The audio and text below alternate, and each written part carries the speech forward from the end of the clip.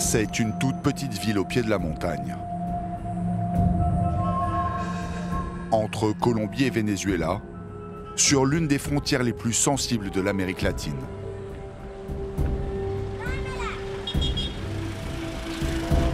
Cuestecitas, 4000 habitants. Le royaume du bidon. Il y en a partout. Des bidons d'essence vendus à la sauvette, au bord des rues.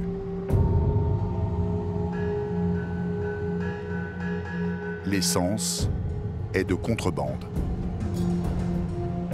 Un carburant d'excellente qualité, acheté de l'autre côté de la frontière à un prix défiant toute concurrence. 1 centime le litre. Il est revendu 30 fois plus cher en Colombie. Une aubaine pour les cartels. Ici, la police laisse tranquilles les vendeurs de rue, mais fait la guerre aux trafiquants. Comme José Luis. C'est avec ce 4x4 transformé qu'il part chercher son essence de contrebande. Ce sont les plus robustes, les plus gros moteurs, la meilleure carrosserie et la double traction. C'est une excellente camionnette qui ne s'enlise jamais.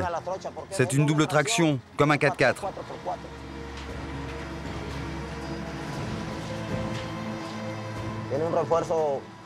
Là, c'est bien renforcé, pour éviter que la carrosserie ne touche le sol. Normalement, on peut charger 1,5 tonnes. Avec les suspensions modifiées, on transporte plus de 3 tonnes de combustible. C'est une super machine. Elle te laissera jamais tomber au milieu de la piste. José Luis part chercher 4000 litres d'essence au Venezuela. Dale.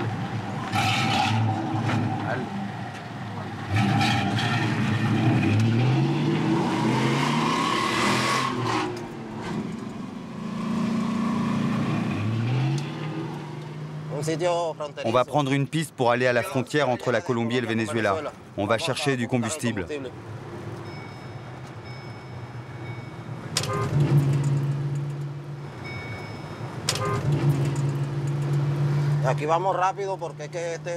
Ici, on fonce parce que c'est une zone dangereuse avec la police. Les flics nous chassent, on est une très bonne prise pour eux. Nos camions n'ont pas de papier en règle et ils savent qu'on est tous des contrebandiers. C'est illégal. Alors pourquoi vous faites ça? C'est notre gagne-pain. C'est comme ça qu'on nourrit nos enfants. Si tout va bien, José Luis arrivera dans 1h30. Sauf que ce jour-là, rien ne va se passer comme prévu.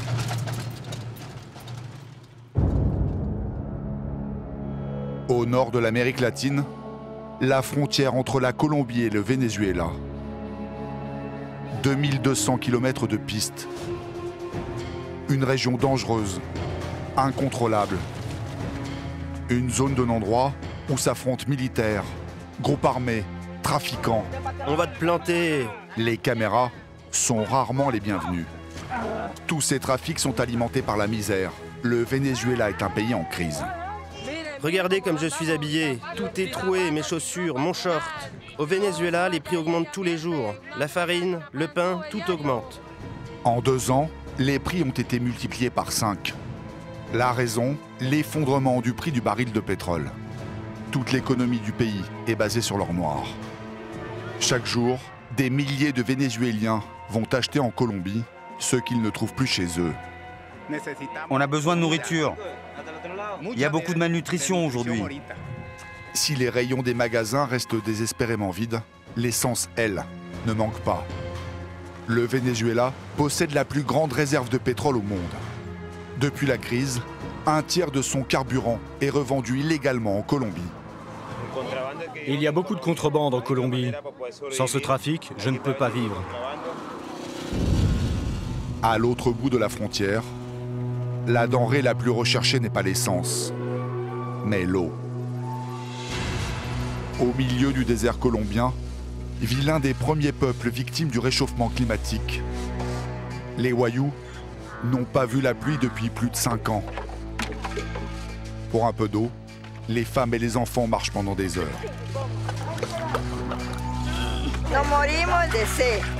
Sur cette terre aride, leurs récoltes ne poussent plus. Leurs troupeaux ont été décimés. Alors eux aussi, pour survivre, se sont mis au trafic d'essence. Et ce n'est pas sans danger.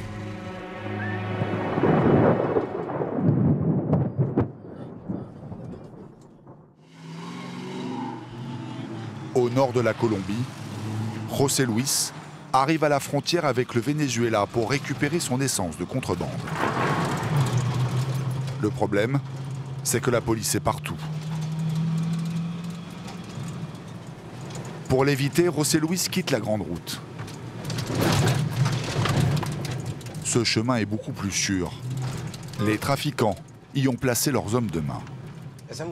Ce mec sur le côté, c'est un chouf. C'est son travail, il surveille la piste toute la journée pour nous.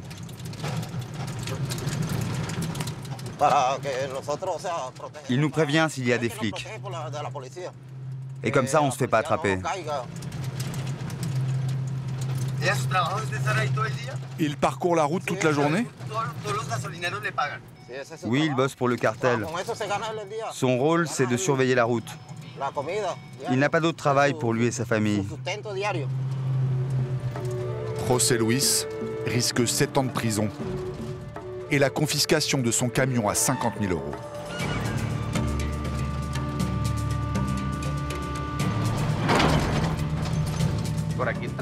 On ne peut pas s'arrêter. Par ici, il y a beaucoup de patrouilles de l'armée et de la police. Ils peuvent confisquer le camion. L'un des guetteurs n'est pas à son poste. Bizarre. Quelques kilomètres plus loin, un autre les arrête. Les nouvelles ne sont pas bonnes.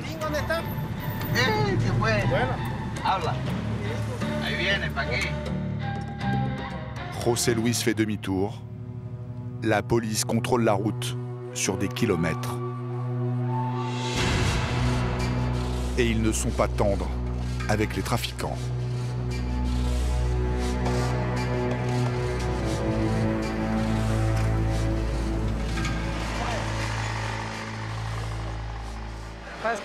Il y a une opération de police.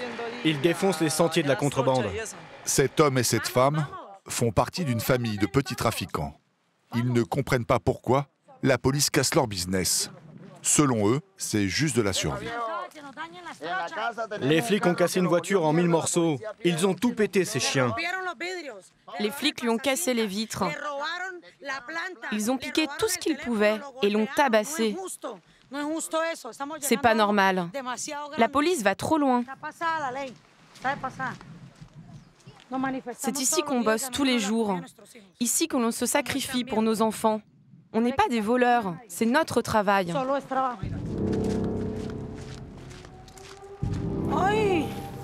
Ils sont là depuis le matin. Policiers et militaires ont lancé l'opération à l'aube.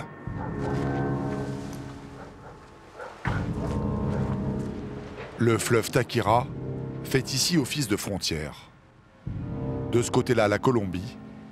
En face, le Venezuela. Là, c'est le sentier Palomino. Ils sont en train de le détruire. Il y a encore quelques heures, un banc de cailloux reliait les deux rives. Des dizaines de camions l'empruntaient tous les jours.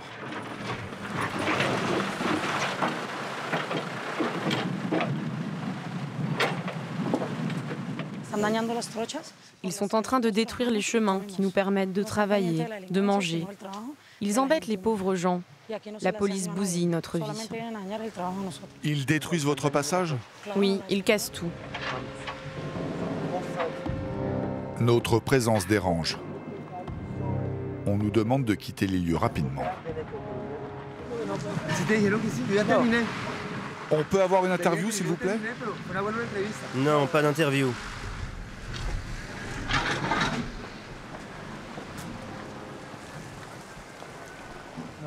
Coupe ta caméra.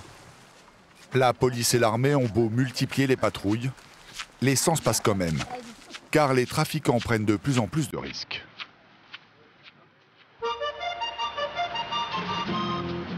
Tout près de la frontière et du fleuve Taquira, Le village colombien de Juan Frío. Une petite bourgade tranquille, du moins en apparence. Ici, on est contrebandier de père en fils.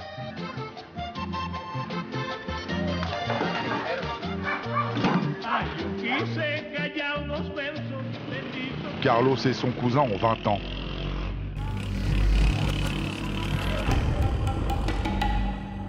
Tous les jours, ils prennent la même route à la sortie du village.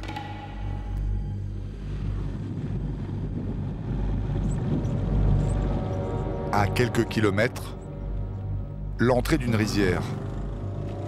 Carlos et son cousin ne veulent pas se faire repérer par la police.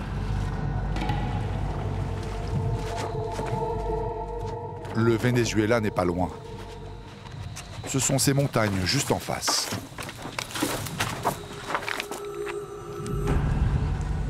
On va à la frontière.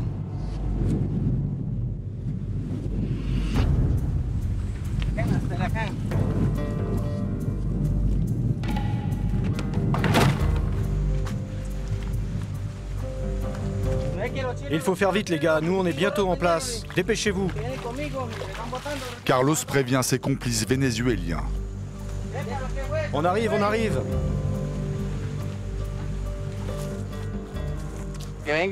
Quand ils vont arriver, il faut bien vous planquer dans les fourrés. Restez là pour filmer.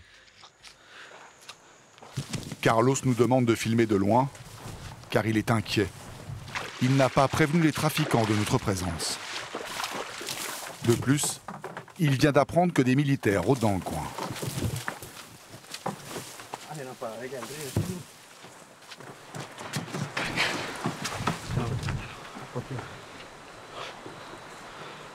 Avec des gestes, il nous explique qu'ils peuvent nous tirer dessus.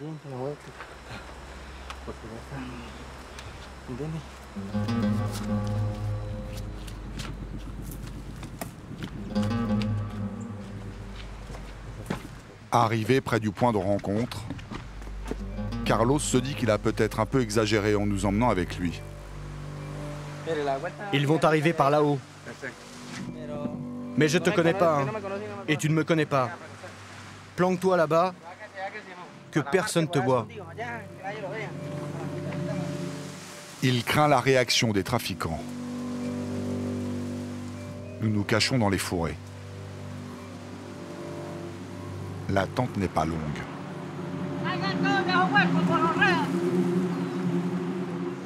20 minutes plus tard, des silhouettes surgissent du haut de la falaise.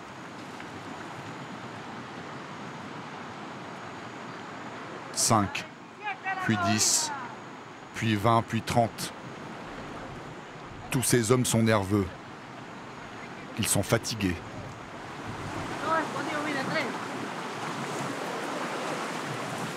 Ils ont pris d'énormes risques pour livrer l'essence.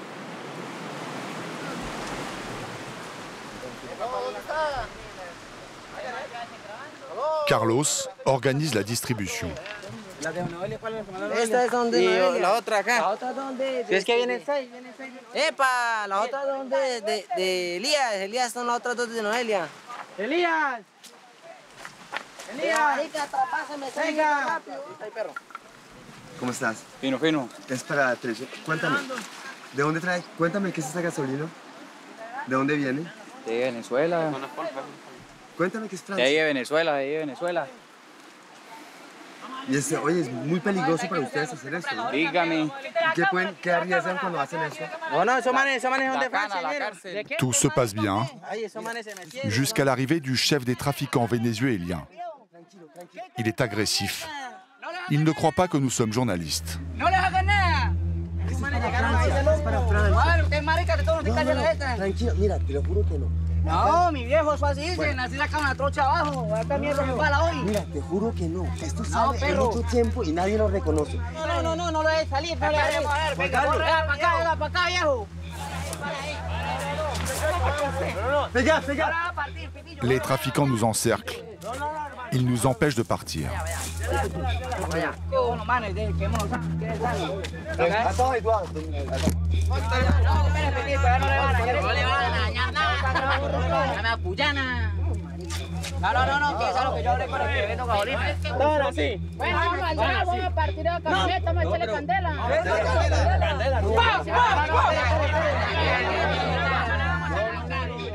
Après 2 heures de discussion, nous arrivons à calmer les trafiquants.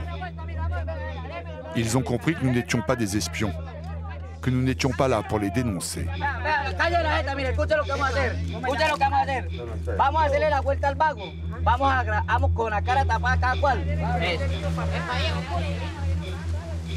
Oubliez les menaces de mort. La colonne de fourmis reprend sa marche. Chacun d'eux porte près de 50 litres sur son dos. En l'espace de quelques instants, 1,5 tonnes d'essence passe du Venezuela en Colombie, clandestinement.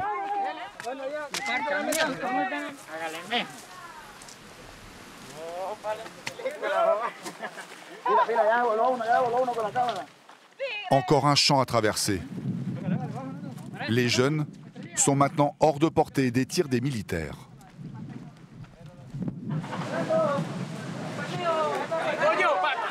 Certains porteurs n'ont même pas de quoi s'offrir un bidon.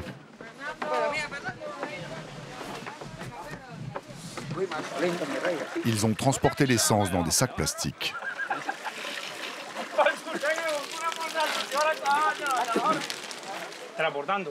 On transvase. Nous, on prête les bidons aux gars et eux, ils les ramènent remplis d'essence. C'est comme ça tous les jours? Oui, presque tous les jours. Tu avais un autre métier avant? Moi, j'ai toujours été paysan. Mais je fais plus d'argent avec l'essence. Les porteurs gagnent 10 € par passage. Une fortune au Venezuela. C'est pour la nourriture que je fais ça. Que pour la bouffe. Chez nous, l'économie est par terre, il n'y a plus de boulot.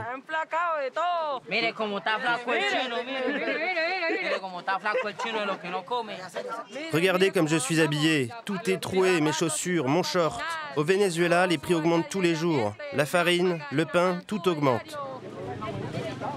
Avant que la crise n'éclate au Venezuela, tous ces jeunes avaient un avenir. Nous, on a tous le bac. Il y en a même qui ont des diplômes. Mais il n'y a plus d'université aujourd'hui, elles ont toutes fermé. Aujourd'hui, ils sont à l'école de la débrouille. Et ce n'est pas sans risque.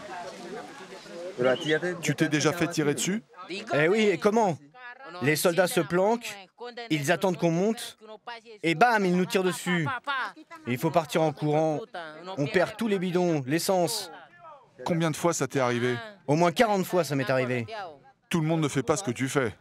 Non, il faut en avoir dans le pantalon et courir vite. Sinon tu finis mort ou en prison.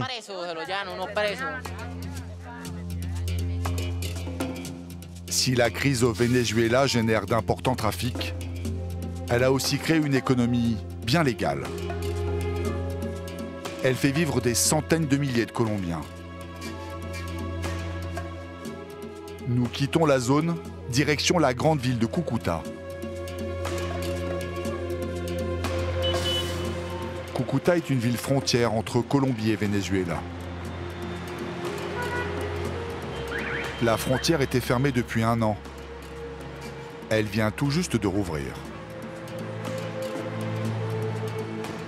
De 5 h du matin à 8 h du soir, le pont voit passer 40 000 Vénézuéliens par jour. Les deux pays n'ont pas la même monnaie. Au Venezuela, on paye en bolivars et en Colombie en pesos. Sur le pont, partout des hommes et des femmes, liasses de billets en main. Ce sont des changeurs à la sauvette. Mon boulot, c'est changer l'argent. Les Vénézuéliens viennent faire leurs courses en Colombie, acheter de la nourriture, alors ils ont besoin de pesos colombiens. Au Venezuela, il n'y a plus rien à manger, plus rien. Alors pour nous, il y a plein de travail. Il y en a pour tout le monde. Le vendeur d'eau, celui des pommes, le marchand de limonade. Pour tout le business, c'est très bon.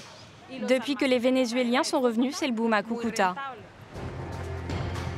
L'un des produits les plus recherchés côté colombien, ce sont les pneus.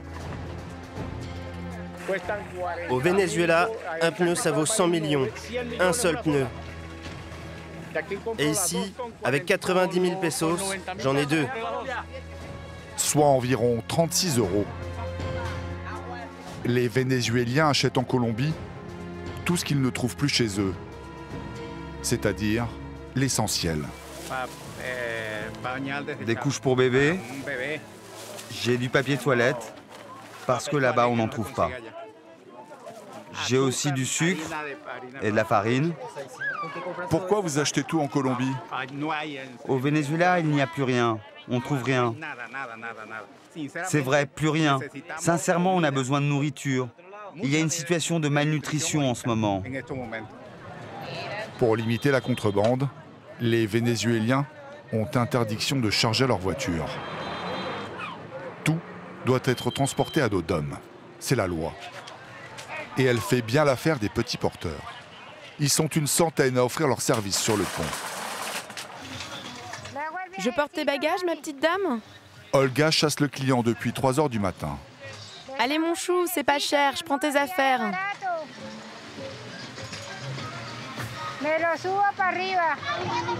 Bon, bah ils sont partis.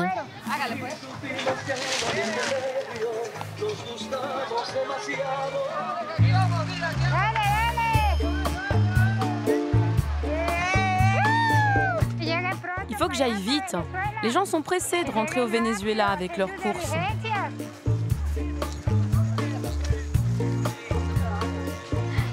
Dans ces valises, il n'y a pas de vêtements.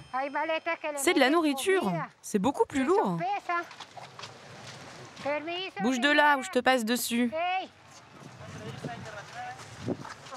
Va y avoir embrouille.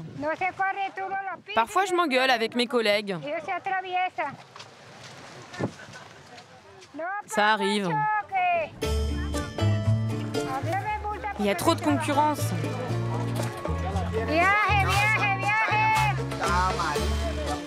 Prix de la course, 4000 pesos. Moins de 2 €. Moi, je m'arrête ici. C'est la frontière. Après, c'est le Venezuela. Certains n'ont même plus la force de passer la frontière. Les Vénézuéliens souffrent beaucoup. C'est vraiment la galère pour eux.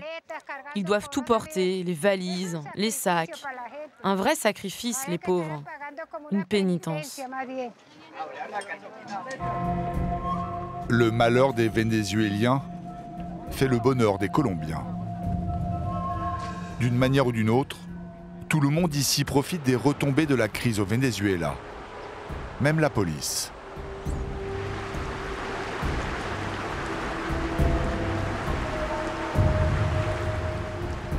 Sur la frontière, ce passage a toujours été un haut lieu de la contrebande.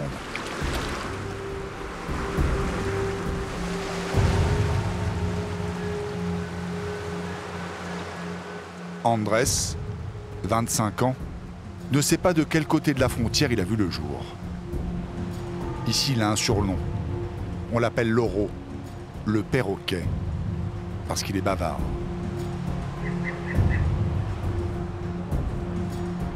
Loro est un trafiquant de la première heure. Je travaille depuis l'âge de 14 ans, quand j'ai arrêté l'école. J'ai bossé et puis vers 16 ans, j'ai commencé le trafic. La spécialité de Loro, c'est la contrebande de gaz.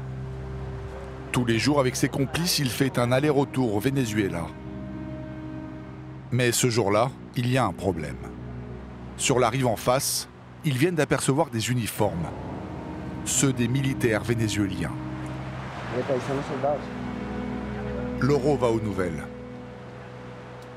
Il appelle son complice posté de l'autre côté de la rive.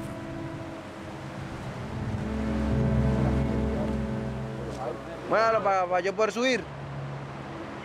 Bueno, esté pendiente para ir para ver si no hay nada por ahí. No, esos son los soldados de la escalera. Mire.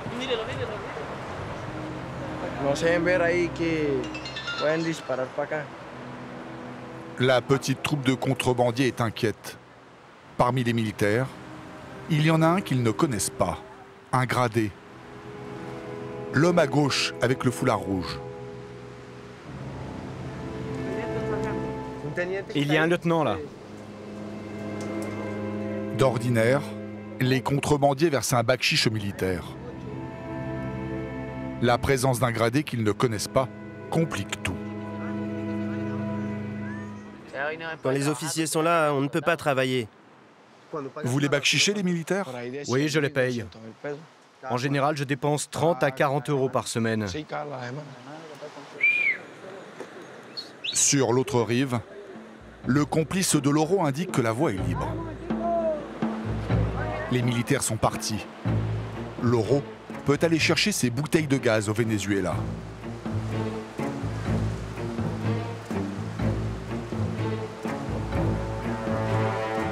D'autres contrebandiers en profitent pour passer. Avec des chargements parfois surprenants. Comme cette pièce de moteur de voiture.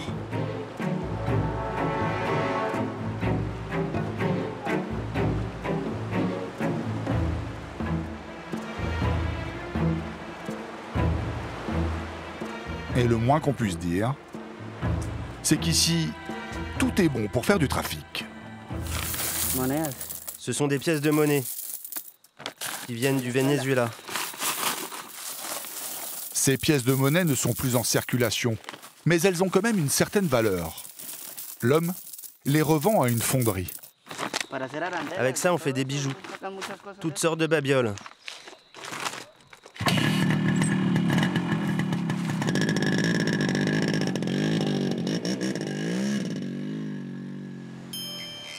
Sur les rives du Takira, on trouve vraiment de tout.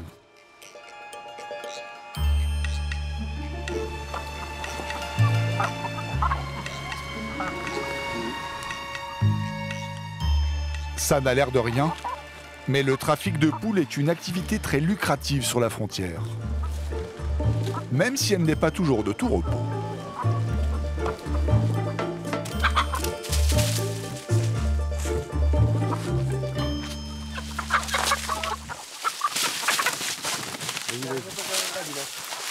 Je vais les vendre. Cet homme transporte une centaine de poules par jour. Ça lui rapporte à peu près 150 euros par mois. Une petite fortune en Colombie. C'est moins risqué que le trafic d'essence. Parce que même si la police nous arrête, on va pas en prison. Ils nous prennent même pas les poules.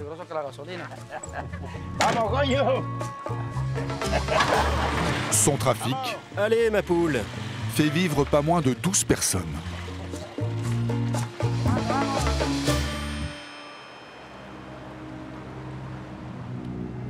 Ça ne fait pas 2 heures qu'il est parti, et Loro, le perroquet, est déjà de retour avec ses bouteilles de gaz.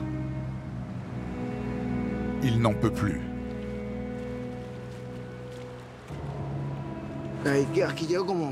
Ça pèse au moins 70 kilos. Il a payé chaque bouteille 4 euros. Il les revendra le double. Je fais ça pour manger. C'est comme ça que je gagne ma vie.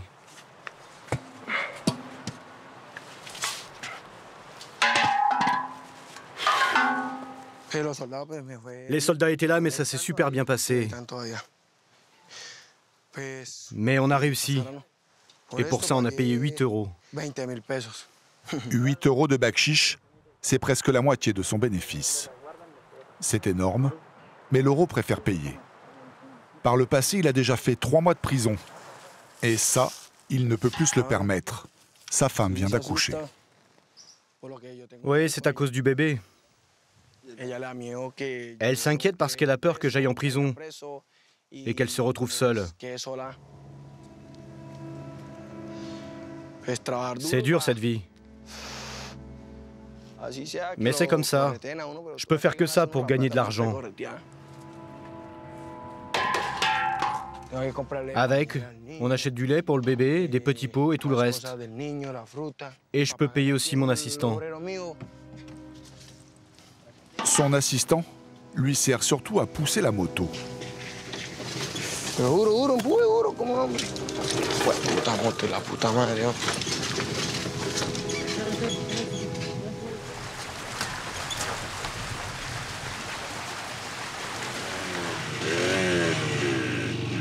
Ah, se apagó la mierda. Et là, il en a marre. Ay, pero pude, güey. A ver, hágale, ñero.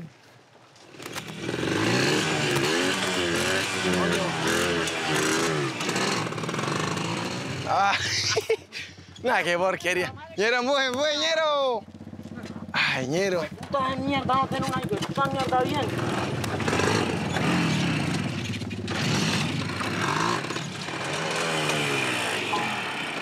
Ay, no, ñero, yo no empujaron esa mierda. Ay, ñero, la última, la última. La otra ni que fue puta la va a apagar otra vez, ja. Y a ver si tiene gasolina.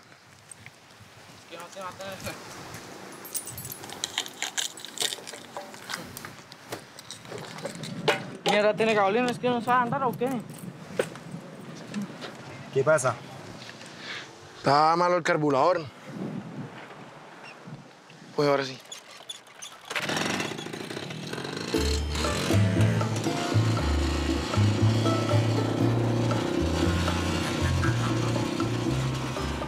Presque tous les habitants des villages frontaliers font de la contrebande.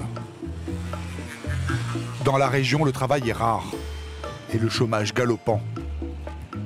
Presque tous trafiquent par nécessité.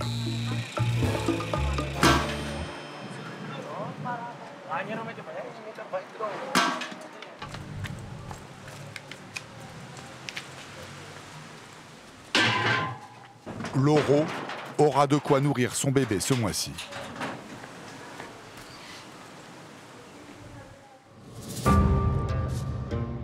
Retour à Cuestecitas, la ville des cartels de l'essence, où le bidon est roi.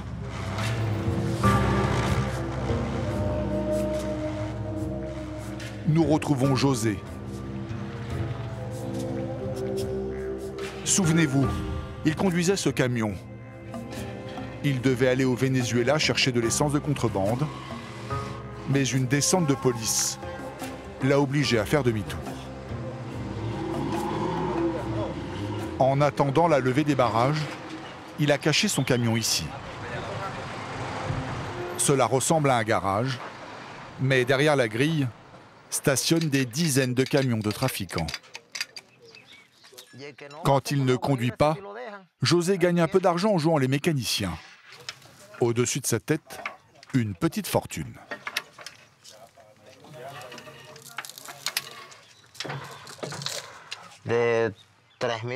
Il y a 3000, 3200 litres d'essence. Ça vaut 1200 €, elle est pas chère en ce moment. C'est vraiment donné. Tous les chauffeurs sont à l'arrêt et chacun tue le temps comme il peut. On joue, ça nous vide la tête. On pense plus aux problèmes comme ça. Ici, on n'a pas le choix de toute façon. À la frontière, soit tu fais du trafic d'essence, soit tu travailles à la mine de charbon, au Cerrejón. Con sus cantos alegrar otra región donde se extrae el carbón. Las noches son agitadas, ya no se escucha el tambor. La mine dont parlent les hommes s'appelle le Cerrejón. C'est le plus grand gisement de charbon au monde. Dans la région, les hommes les plus chanceux travaillent ici. Les autres n'ont d'autre choix que de regarder passer les trains qui exportent le charbon vers le monde entier. Ils traversent un territoire abandonné de tous. Tout au nord de la Colombie, la péninsule de la Guajira, terre de poussière, le territoire du peuple Wayuu, l'un des plus pauvres de Colombie.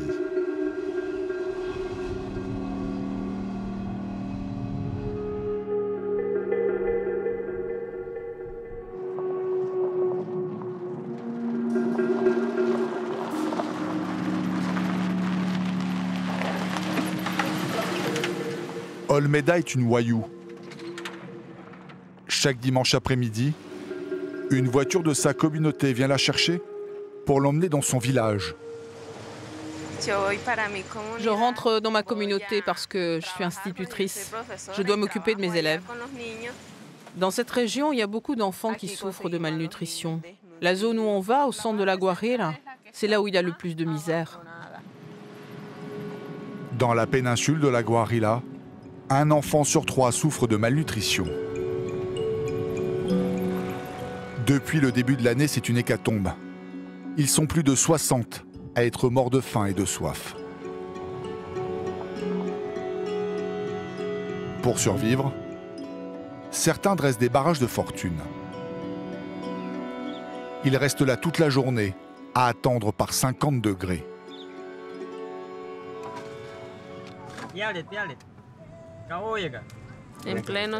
Ils sont là en plein soleil. Ils attendent qu'on leur donne quelque chose. Ce qu'on veut bien leur donner.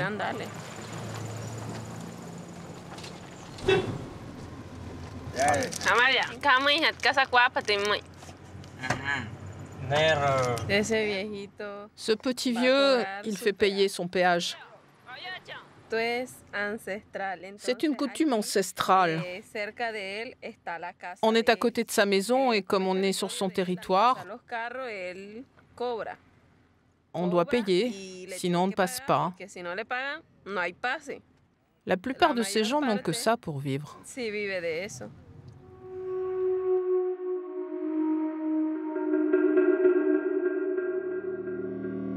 En 3 heures de voyage, la voiture passe une quinzaine de péages. Chacun donne ce qu'il veut. Un petit billet.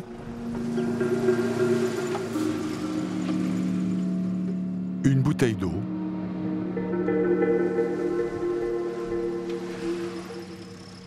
Et même un peu de nourriture fait l'affaire.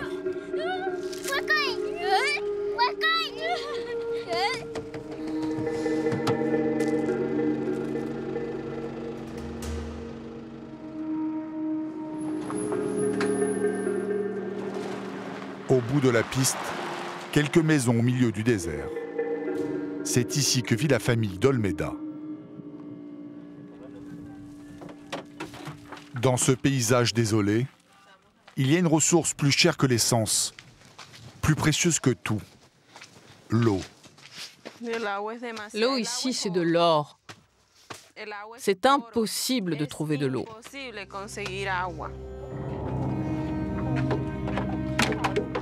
Chez les Wayuu, l'eau, c'est d'abord une affaire de femme. C'est-à-dire une corvée de tous les jours.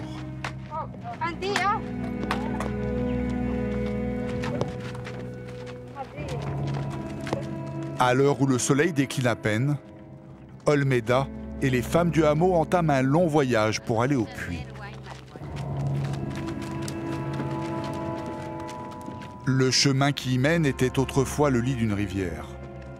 Il y a bien longtemps qu'elle est asséchée.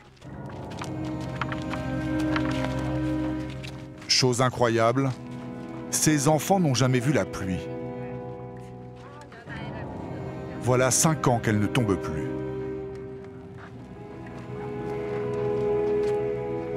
Caminar, sí.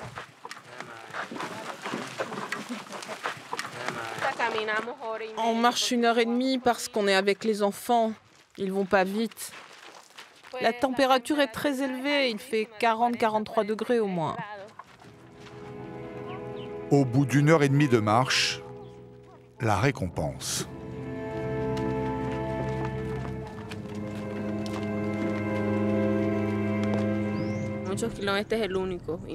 C'est le seul puits qui n'est jamais sec. Il fonctionne toute l'année.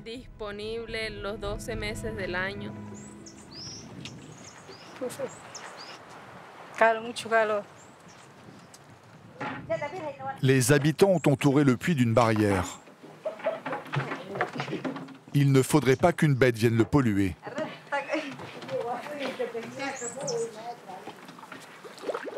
Les Wayuu prennent ce trou d'eau comme une bénédiction.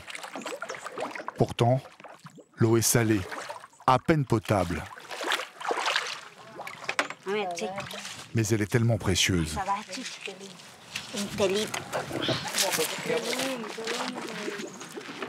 Près de 100 familles sont ravitaillées chaque jour à la sueur de ces femmes.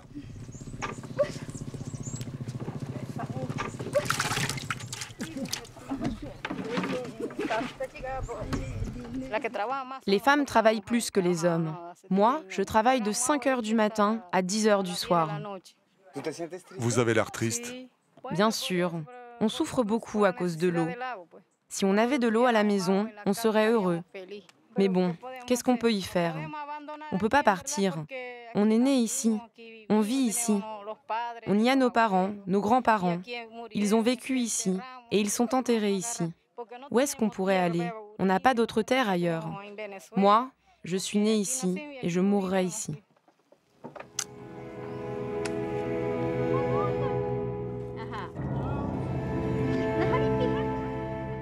Il faut maintenant entamer le retour. Encore 1h30 de marche.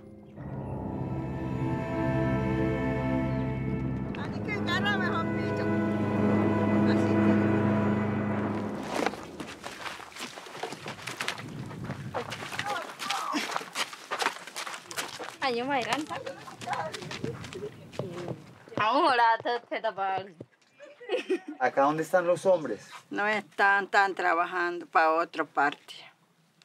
Otro está en Bolivia. Trabajan para la necesidad, para comer nosotros. ¿Y tu marido dónde Il est où votre mari? Venezuela. ¿Y qué hace en Venezuela? Trabaja allá.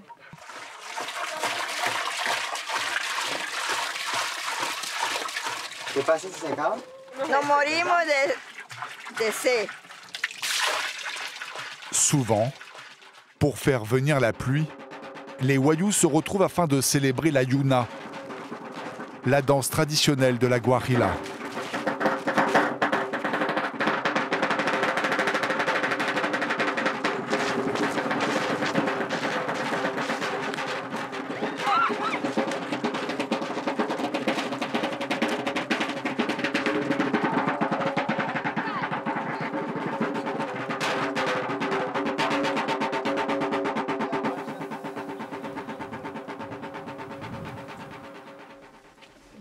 Tata, l'une des plus jeunes femmes de la communauté, a 2 enfants. Et elle s'inquiète pour leur avenir.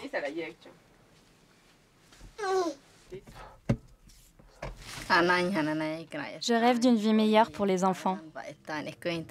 J'aimerais qu'ils puissent étudier.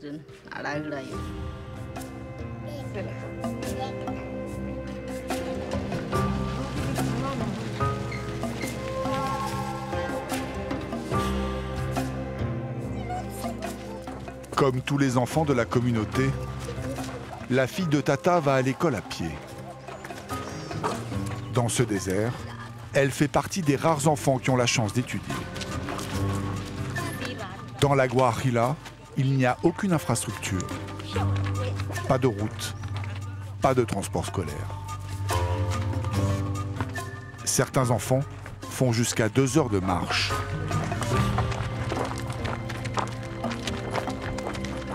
Leurs cartables et leurs uniformes ont été offerts par une organisation humanitaire.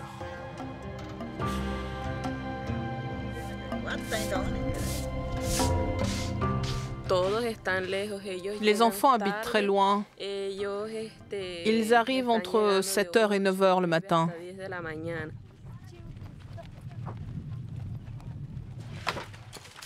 Buenos días. ¿Cómo amanecen?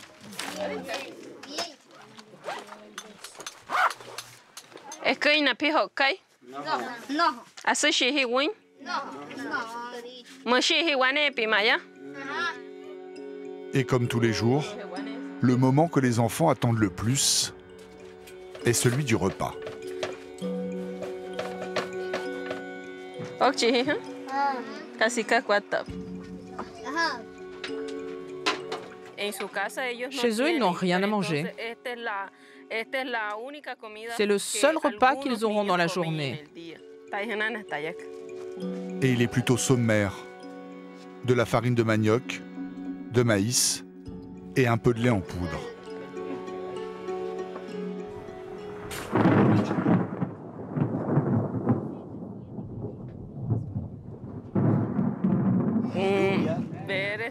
J'espère qu'il va pleuvoir, mais ça m'étonnerait. Ce jour-là, une fois de plus, l'orage a grondé.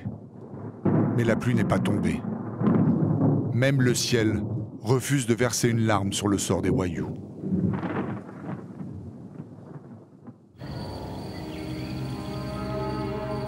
Si le ciel ne peut rien pour eux, les Wayuu ont compris qu'une seule chose pouvait les sauver désormais. La contrebande.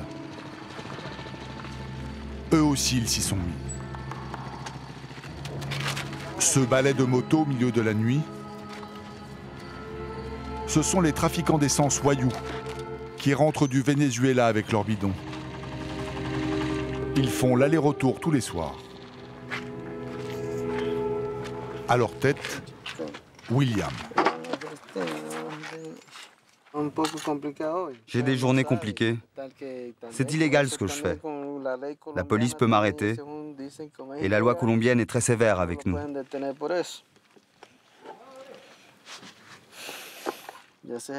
J'ai peur de la prison.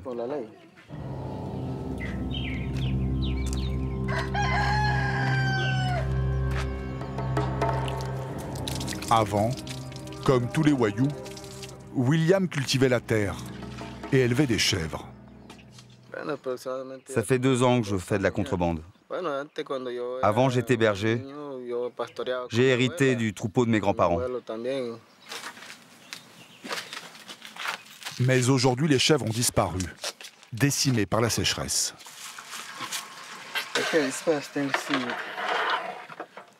William se prépare à livrer l'essence achetée la veille au Venezuela. D'abord, on attache bien ces 2 premiers bidons. Ça fait 120 litres, puis on rajoute un 3e bidon et on a 180 litres.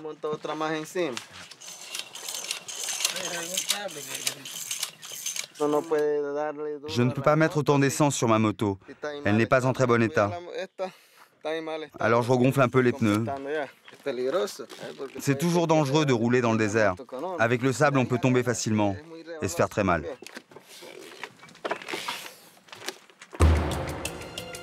Tous les hommes de la famille participent au business.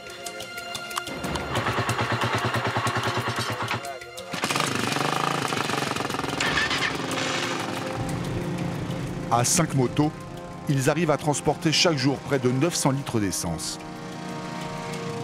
Si la police les arrête, elle saisira la cargaison et leurs engins. Mais les Wayuu ont un avantage. Ils connaissent le terrain par cœur, les sentiers cachés au milieu des cactus. Un vrai labyrinthe.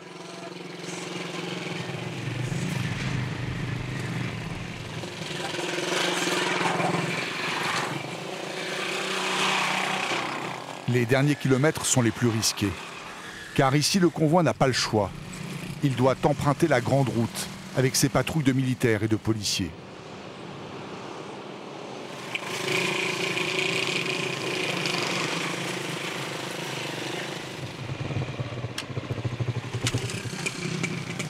No, nada, ya estamos aquí ya llegando. No, ya estamos cerquita, a veces para que vaya abriendo el portón que voy a entrar de una vez. Bueno, dale, pues.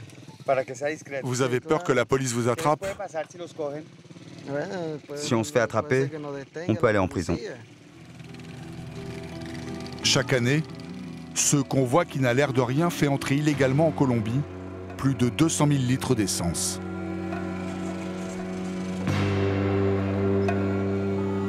Derrière ces palissades, la maison du patron du cartel de l'essence. Nous avons interdiction d'entrer.